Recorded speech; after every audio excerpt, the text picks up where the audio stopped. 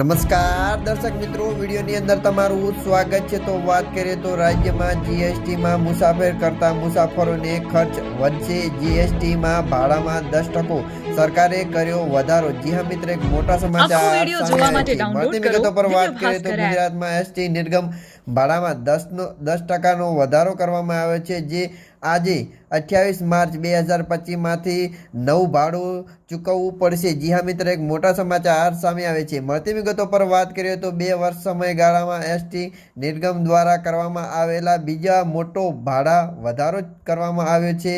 પછી ગુજરાત રાજ્યમાં વાહન વ્યવહાર નિગમ જીએસઆરટીસી દ્વારા મુસાફરોને ખિસ્સા પર વધુ એક બીજો નાખવામાં આવ્યો છે। નિગમે ચાલતી બસ સેવાના ભાડામાં 10%નો વધારો કરવામાં આવ્યો છે। જી હા મિત્ર, એક મોટા સમાચાર સામે આવે છે। નવા છો તો અમારી ચેનલને સબસ્ક્રાઇબ કરવાનું ના ભૂલતા મિત્રો।